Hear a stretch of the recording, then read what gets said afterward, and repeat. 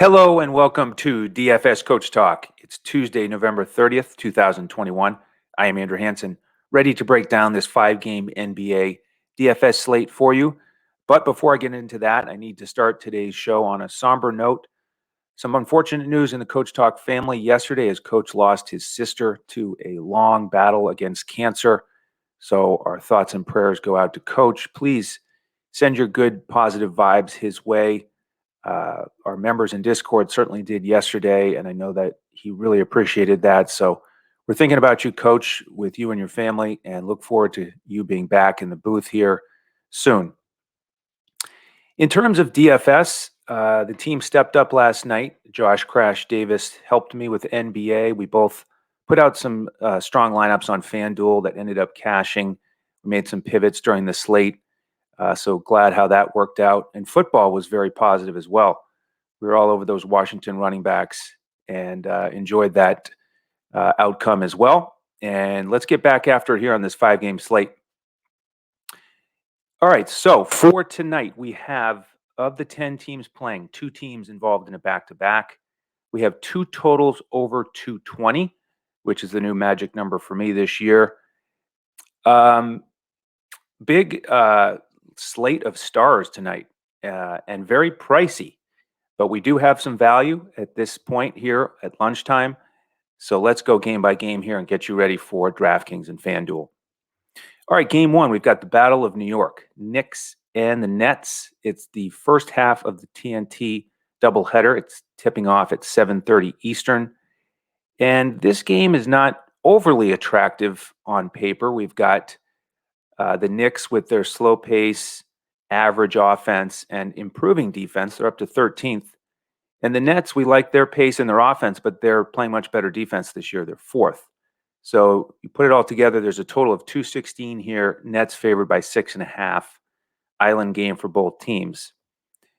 But the story here has to be Alec Burks, the new starting point guard for the New York Knicks.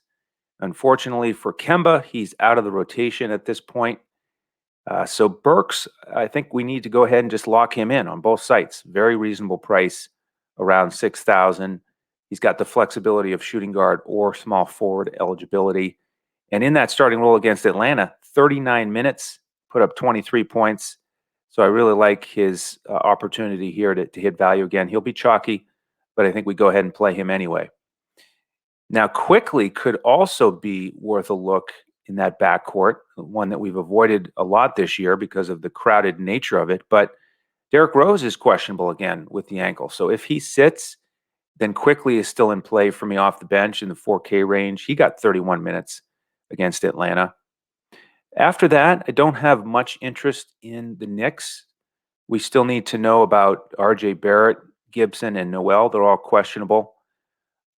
But it's not a huge factor for me whether those guys play. It's really just if Rose sits, then I like Burks even more, and Quickly is much more of a realistic candidate.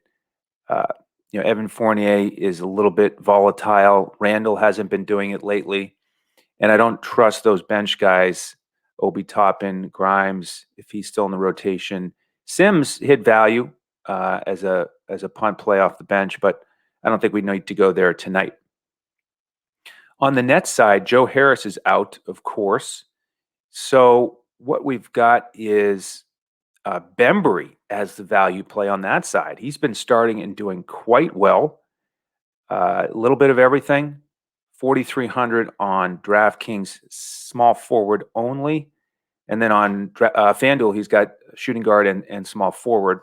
This is actually going to be a slate where we might have more small forwards than we need, which is usually not the case. So we'll have to play around with that, especially on FanDuel where we can move them around. But outside of Bembry, Harden and Durant, what I like about their situation is looking at that last game against Phoenix, Durant played 45 minutes and had a monster line. I know Coach was playing him. And then Harden, 40 minutes and a triple-double. And those guys, sometimes late, they'll get pulled early by Nash with 4 or 5 minutes to go. He'll throw in the towel to try to save their minutes. But if this game can stay close and you get full minutes for those guys, then they're both in play. Expensive though, 11,000 in general. Harden's only 10,000 on FanDuel. So that's going to be a real tough decision to make here with those stars, and we still have Steph, and we've got AD and LeBron coming. So a lot of high-priced stars tonight. With the rest of Brooklyn here, LaMarcus Aldridge solidifying himself in that center spot in play for me around 6,000. I like on FanDuel he can be a power forward or a center. Patty Mills, of course, if he hits the threes, he can get it done. With the bench, I'm not interested there tonight, but I do want to note with Blake Griffin slowly working himself out of the rotation, it's been James Johnson who's been the most consistent with minutes for the bigs. 5 straight games with between 21 and 29 minutes. 3,400 on DraftKings is playable for me. For a GPP look, he's too expensive for me on FanDuel at 47. All right, game 2. It's the other game at 7:30 Eastern. Memphis and Toronto. And this total is only 218.5. Toronto favored by 5.5 at home. But this one is sneaky interesting to me. I think it's got some stacking potential. When these two teams played recently, it was 126 to 113 for Toronto. So nice, healthy score there. Ja played 35 minutes in that game. With him out, that'll certainly shift the rotation a bit. But what I like about this matchup is we've got the great pace of Memphis. They're 30th defensively, but their offense has been efficient. They're 12th. And then with Toronto, they've got a solid offense, below average defense, and their guys play big minutes. Now let's start on the Memphis side specifically. With Ja out, you've got to look at Tyus Jones in that starting point guard role. Very reasonable price on both sites. Dylan Brooks is also interesting. When they played last time, Barnes and company did a pretty good job on him. He only went 2 for 9 on his threes, but he's only 5,800 on FanDuel. That's going to be a hard price to pass up in a decent game without Ja. After Tyus Jones and Brooks, I'm not too thrilled about the Memphis side here. Melton would be a strong candidate in this type of scenario, but he's over 5,000 on both sites, which I don't love. He could certainly get it done, but at that price, I'm probably willing to pass there. Brandon Clark got 26 minutes in this matchup, went for 16 and 8. I think that's worth looking at, especially on DraftKings where he's 3,700. That's probably it for Memphis. Williams is questionable, by the way. He's been getting some minutes off the bench. But again, the interest here in Memphis is that it's an island game. That's the time to play them. And then with Toronto, they've got the key injuries still with OG Anunoby and Birch out. You feel really good about the minutes here for Van Vliet, Barnes, Siakam, and Achua. The only question mark here is that Gary Trent Jr. is questionable with the calf injury. If he gets back in the lineup, that should put Svi Mikhailiuk back on the bench. But I like Van Vliet here. A little pricey on DraftKings, but he's in a good spot. Barnes and Siakam very solid here. They're the next two guys I'm looking at. Siakam a little bit pricey on DraftKings at 8,500, but I think you can sense the makings of a GPP stack here, which on a slate like this could be a 3 guys for Toronto, 2 for Memphis type situation. So keep that in mind. I know I certainly will for our GPP lineup that we give out. We'll have full FanDuel cash lineups tonight and GPP, and then same thing on Yahoo. And we'll have our DraftKings coaches clipboard with highlighted core plays and pivots. If you want to snag those lineups, jump in with us through our website, dfscoachtalk.com. We'll send you an email and invite you into our Discord, and we give out the lineups about 20 to 25 minutes before lock. And then we track things through the night as the slate progresses with the news, and we make pivots as necessary and notify the members. That's it. I'm not going to play the Toronto bench tonight. I'm going to stick with those starters and their big minutes. All right, second half of the slate. Let's go to game 2 of the TNT doubleheader. Golden State and Phoenix. What a matchup here. Golden State 18-2. Their 2 losses on the season are an overtime loss and a 4-point loss in regulation. Then you've got Phoenix on the other side, 17-3, and they've won 16 straight. These guys are getting it done on both ends, and they're fast. What a combination here. You've got Golden State 7th in pace, Phoenix 4th. Their offenses are 2nd and 5th in efficiency, respectively. The thing we don't like here is that their defenses are 1st and 3rd, respectively. Nevertheless, we've got a total here of 222. Phoenix favored by 2.5. Could be a really exciting battle. Injury news here: Damian Lee and Iguodala are out for Golden State, and Abdel Nader out for Phoenix. Now, as exciting as this game could be, it could be one of those let's just watch it and enjoy it and not get much exposure to it because of those strong defenses and because of the price tags. You know, the theme here is expensive. Steph is on our thumbnail, courtesy of Omaha Joe, looking like he's ready to drop another bunch of 3-pointers. He's had 3 straight games with at least 6, but 11-4 on DraftKings, 10-8 on FanDuel. Don't like his price tonight. In this matchup, if you look back at last year, they played 3 times. Phoenix won 2 of them. One of them you kind of throw out the window because Golden State sat most of their starters. But the last game, I think, is one that we can look at. That one was higher scoring, 122-116. But they did a good job on Steph. The leading scorer for Golden State was actually Andrew Wiggins. He put up 38 that game. And Draymond had a triple-double. So Wiggins, you could look there, get a mid-priced, mid 6K range guy to get some exposure to this game. Draymond is dealing with a bit of a back issue, and he's over 7,000, so probably won't go there. With the Golden State bench, Otto Porter Jr. has been stepping up lately. At the beginning of the season, neither coach nor I liked how he was looking. His performance was not strong. But in the last 5 games, he's had between 20 and 26 minutes, 18 and 10 last time out, taking advantage of Iguodala's absence, mid 4K range, GPP option. I don't think I'll go anywhere else on this Golden State bench tonight. Pretty similar situation with Phoenix. Chris Paul got it done in that last matchup last season, 24 and 10. Booker was strong with 34 and 7. Chris Paul here, assist leader in the NBA, 8,000 on both sites. I think he's my favorite play for Phoenix. Bridges is another option in that mid-tier, a little bit cheaper than Wiggins.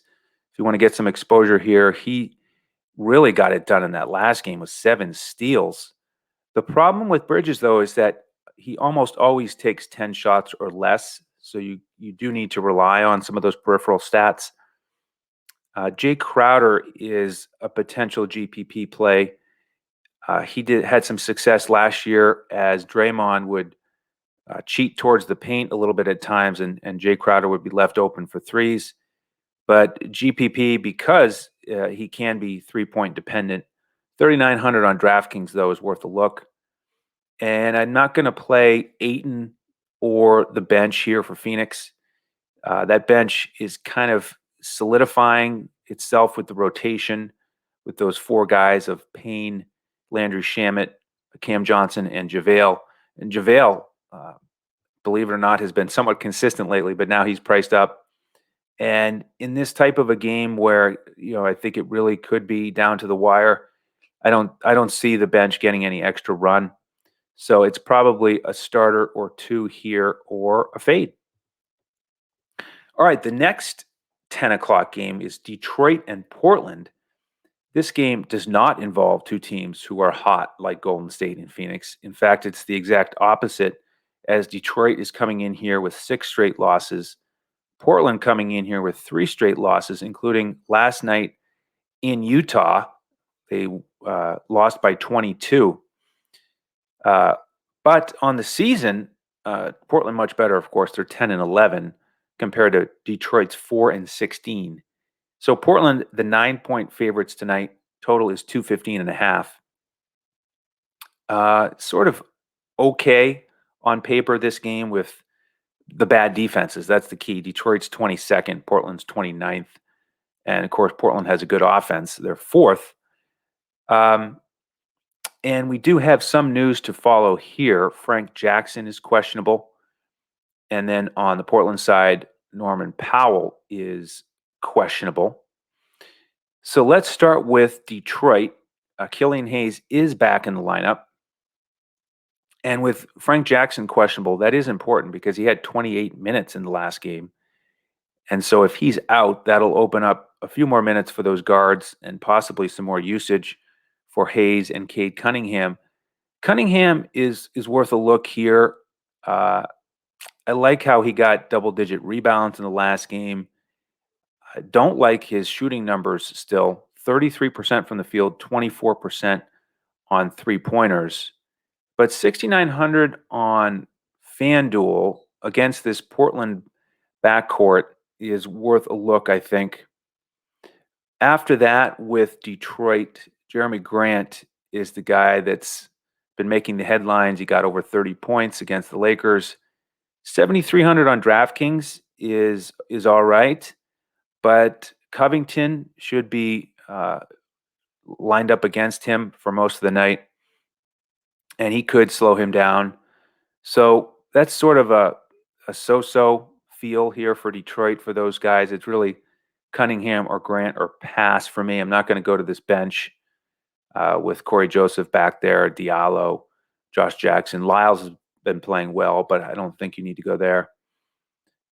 With Portland, frustrating here after that tough loss to Utah. Now they have to travel back home. Lillard just not quite getting it done here in general. With these Portland Stars, the thing I do like is the last time they had a back-to-back, Lillard played 40 minutes, McCollum played 36, and Nurkic played 32. So there's a chance that they're out there enough against this bad defense to get it done. Again, it's back-to-back, though, with a big spread. So not sure if they're going to pay it off or they're worth rostering, in my opinion. Nurkic is a little bit interesting, though. Mid 6K range. Center slate is a little bit bare tonight, so he's on my radar. And then with Powell, if he sits again, we saw last night, Snell got the start, only played 16 minutes. Little came off the bench and scored 27, or played 27 minutes. I do prefer Little out of that duo if you want to pay down for some exposure there. And I got to mention Anthony Simons. 2 straight games with 29 minutes and real strong lines, 19, 6, and 2. Then he scored 24 points last night, only 4,000 on both sites. Definitely in play, and will certainly get a boost if Powell is out again. All right, last game of the slate. We've got the Lakers and Kings, also at 10 o'clock Eastern, following up their recent triple overtime game where they put up a combined 278 points. So that will certainly skew the numbers a little bit if you look at those fantasy point totals. But what I want to focus on is the rotation for the Lakers and who was out there. Russ played 51 minutes, LeBron 50, AD 49, Melo 43, and Monk 44. So I think it's fair to project those guys as most likely being out there down the stretch if this one's close.